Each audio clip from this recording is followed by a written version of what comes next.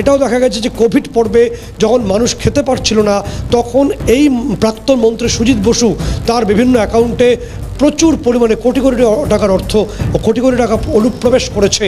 এই বিপুল পরিমাণ অর্থ কোথা থেকে এসছে তাও জানার চেষ্টা করছেন এনফোর্সমেন্ট ডাইরেক্টরেট। সত্যজিৎ, আমি এখানে একটু বিরত করব তোমাকে।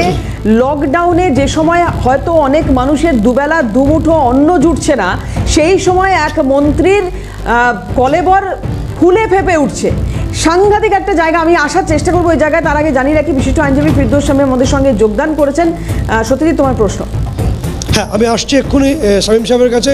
তার আগে আমি একটু আপনাকে 2 মিনিট বিরত করবো। আমি যে প্রশ্নটা, যে গুরুত্বপূর্ণ বিষয় দেবার তুমি বলছিলে যে এখানে কোটি কোটি টাকা যেমন প্রবেশ করেছে, অনুপ্রবেশ করেছে, সেই তদন্ত তারা করছেন।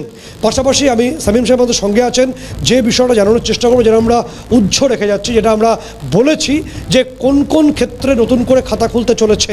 কারণ এখনও পর্যন্ত এনফোর্সমেন্ট ডাইরেক্টরেট অফিসের সঙ্গে যে তথ্য আমরা পাচ্ছি বিভিন্ন সূত্র অনুসারে, তাতে গুরুত্বপূর্ণ বিষয় হলো যে কয়লা, স্কুল, শিক্ষক নিয়োগ এবং এই পুরো নিয়োগ, 3টি ক্ষেত্রেই আবার নতুন করে এনফোর্সমেন্ট ডাইরেক্টরেট তারা ঝাঁপাচ্ছে।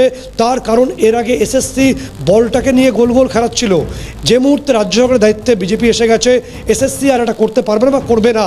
ফলে আবার নতুন করে রিওপেন হতে চলেছে অনেক কিছু। এবং সেই ক্ষেত্রে যদি প্রাক্তন শিক্ষামন্ত্রী পার্থ চট্টোপাধ্যায়ের পাশাপাশি আরও কোনো শিক্ষামন্ত্রীকে এবার প্রশ্নের মুখে পড়তে হয়, অবাক হওয়ার কিছু নেই। কয়লা দুর্নীতির ক্ষেত্রে যে তথ্য আসছে, নতুন করে রিওপেন হচ্ছে।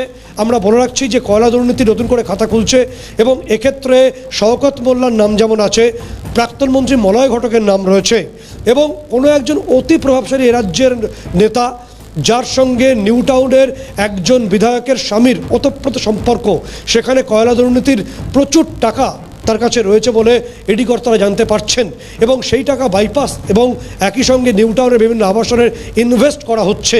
ফলে তাকেও তলব করা হতে পারে, এই সম্ভাবনা রয়েছে। আমার সঙ্গে শামীম সাহেব রয়েছেন। আমি সরাসরি দেখা যায় প্রশ্নে যাব যে গোটা পর্ব যেদিকে এগোচ্ছে, আপনি দীর্ঘদিন এই দুর্নীতির বিরুদ্ধে লড়াই করছেন, আপনি একাধিক মামলা করেছেন, সুপ্রিম কোর্টে দৌড়ে গেছেন। ছবিটা কোন দিকে, কতটা তাৎপর্যপূর্ণ, কি হতে পারে আর কি হতে পারে? এবং প্রথমেই বলি, নতুন সরকার এসছেন, তাদেরকে আমার শুভেচ্ছা এবং অভিনন্দন।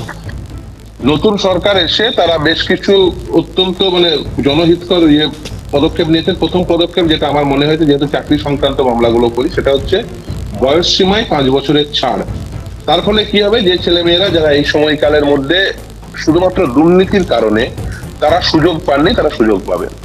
দ্বিতীয় কথা যেটা সব থেকে গুরুত্বপূর্ণ, দেখুন এই রাজ্যে প্রতিটি ক্ষেত্রে দুর্নীতি হয়েছে।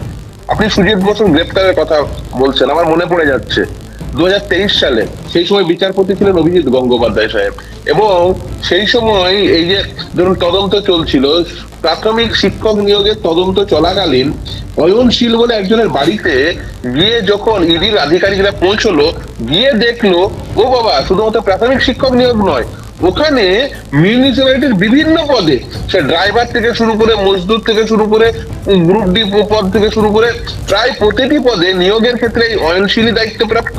এবং সে যেভাবে প্রাথমিকের দুর্নীতি হয়েছে, একইভাবে সে মিউনিসিপ্যালিটির দুর্নীতিগুলো করেছে। এবং এই যে আজকে সুজিত বসু গ্রেপ্তার হয়েছেন, তিনি কিন্তু সেই সময় ইডি রিপোর্ট দিয়েছিল, ইডি একটি অ্যাপ্লিকেশন করেছিল ওই সোমেন নন্দীর মামলায় প্রাথমিকের। আমার সেই দিনটির কথা মনে পড়ছে, এবং সেই 21/4/2023 এবং সেই নির্দেশনামায় আপনি যদি সোমেন নন্দীর সেই মামলার সেই নির্দেশনামাটি দেখেন, সেই নির্দেশনামায় এই পুরো ইডির স্ট্যাটাস রিপোর্টটা কপি করে দেওয়া আছে। কেন কপি করে দেওয়া আছে, তার একটা কারণ ছিল। তার কারণ সেই সময় আমি আদালতে বলেছিলাম যে এই যে ধরুন যে কোনো মামলা সিঙ্গেল বেঞ্চে হয়তো সেটাকে কন্টেস্ট করতে রাজ্য সরকার, আপনি শুনলে অবাক হয়ে যাবেন, সেই সময় মমতা বন্দ্যোপাধ্যায়ের সরকার, তারা যে কেন সিবিআই বা ইডি তদন্ত হবে সেটাকে আটকাতে তারা ডিভিশন বেঞ্চে যেত, ছুটে সুপ্রিম কোর্ট পর্যন্ত চলে যেত।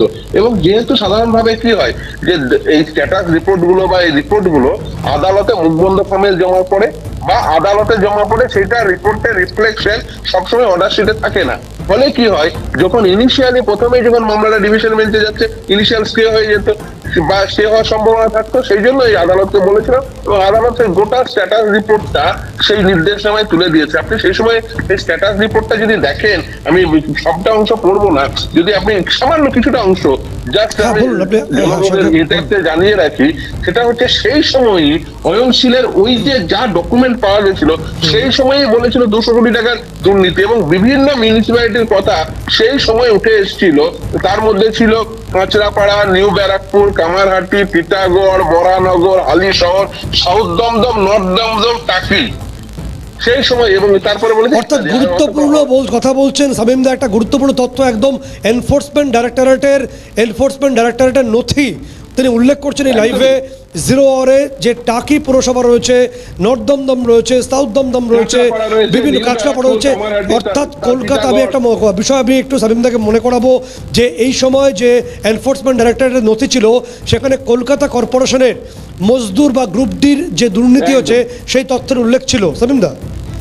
একদমই, এবং শুধু তাই না, সেখানে এই যে শুধু মজদুর পদে না, বিভিন্ন পদে, এবং সেই রিপোর্টেই কিন্তু সেই পদগুলোর কথা উল্লেখ করা ছিল। এবং সেই রিপোর্টটা সেই সময় মিথিলেশ কুমার মিশ্রা, যিনি অ্যাসিস্ট্যান্ট ডিরেক্টর একদম। ইডি ছিলেন, তিনি সেই রিপোর্টটা দিয়েছিলেন, এবং তার সেই রিপোর্টটি গোটাটি টোটো কিন্তু এই এই যে আপনি যে বলছেন না 21/4 নির্দেশনামায় নির্দিষ্টভাবে উল্লেখ করা রয়েছে। দেখুন বিষয়টি তার কি কি পদে, শুধু যদি পদগুলো যেহেতু বললেন, মজদুর, sweeper, clerk, peon, ambulance attendant, assistant mistress, pump operator, helper, sanitary assistant, driver, এই সমস্ত পদে আপনারা দেখেছেন রেট চার্ট ছিল একটা নির্দিষ্ট, যে ড্রাইভার পদের জন্য এত লক্ষ টাকা, স্যানিটারি অ্যাসিস্ট্যান্টের এত লক্ষ টাকা, হেল্পারের এত লক্ষ অর্থাৎ টাকা, প্যারালাল পাম্প সিস্টেম অপারেটরের এত চলছিল, লক্ষ টাকা। প্যারালাল সিস্টেম, একদম। অর্থাৎ নিয়োগের আগেই লক্ষ লক্ষ টাকা আত্মসাৎ করেছিলেন সুজিত বাবু এবং তার সহযোগীরা।